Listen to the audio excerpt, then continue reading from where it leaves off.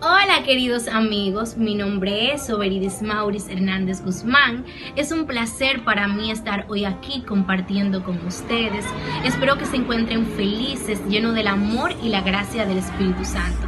En esta ocasión me corresponde hablarles sobre uno de los personajes más importantes e influyentes en la historia del Antiguo Testamento. Sí, estamos hablando del profeta Samuel. Si quieres saber cómo Dios trabaja y logra sus propósitos a través de este personaje, quédate conmigo. Vamos a utilizar 3 momentos esenciales, que son antes de Samuel, durante Samuel y después de Samuel. Es bueno comprender lo que antecede antes de su nacimiento. Y es que después del pueblo de Israel ser rescatado de la esclavitud del pueblo egipto, hizo un pacto con Dios en el monte Sinaí, que eventualmente iban a llegar a la tierra prometida, teniendo en cuenta de que el pueblo se iba a mantener obediente a Dios, con fe en Dios y fiel a su promesa.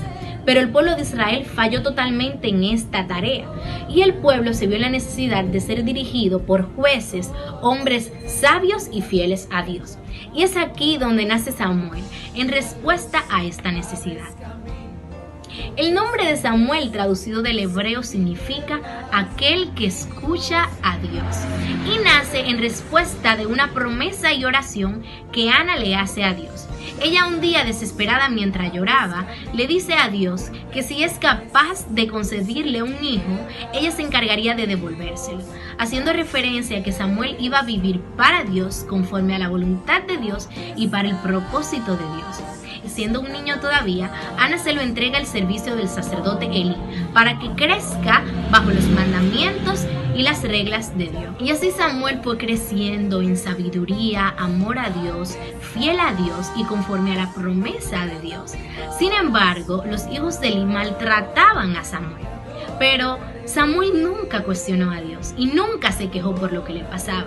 Él agradecía y oraba a Dios porque sabía que todo lo que pasaba en su vida era parte de un propósito que Dios tenía para él. Dios convierte a Samuel en profeta cuando le anuncia que el sacerdote Elí y sus hijos pronto iban a pagar por sus pecados.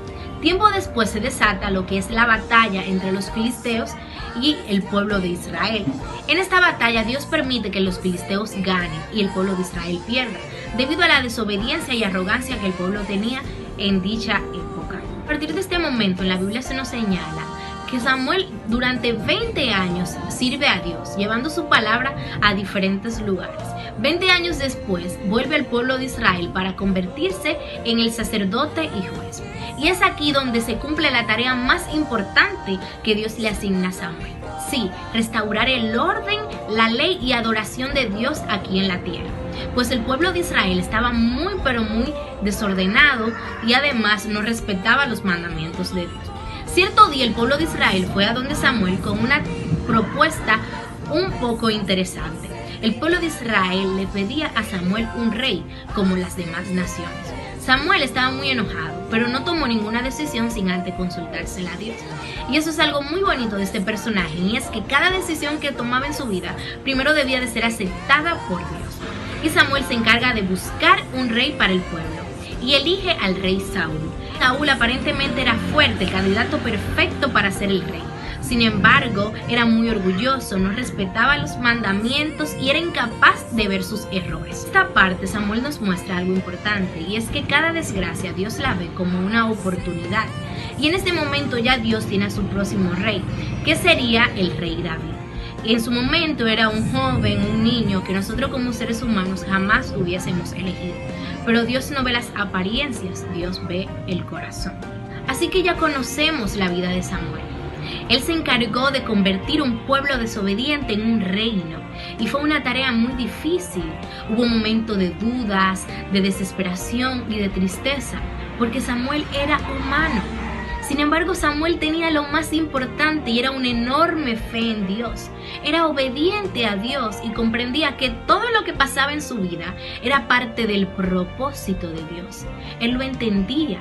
Él comprendía que sus problemas no eran nada comparado con su gracia, que lo que pasaba en su vida no era nada comparado con el poder de Dios. Entonces eso nos llega a pensar y a cuestionar cómo nosotros podemos parecernos a Samuel.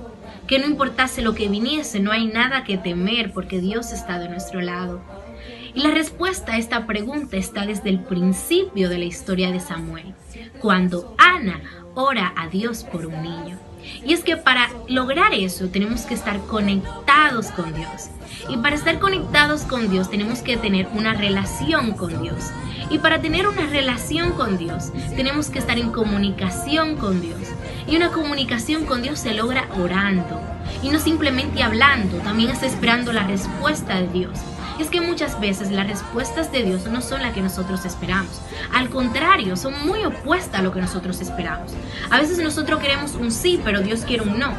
A veces nosotros queremos un ahora y Dios quiere un después, un espera, un todavía. Y eso es lo que hay que comprender. Que no podemos tomar ninguna decisión sin consultársela a Dios, pero que no simplemente es consultarla, también esperar su aprobación. Y este es el mensaje que Dios me proyecta a mí hoy.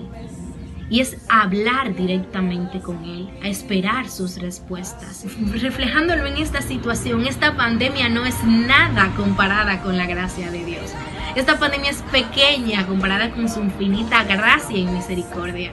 Así que hoy Dios te dice, espera, confía que yo soy más grande que todo lo que está pasando hoy en tu vida.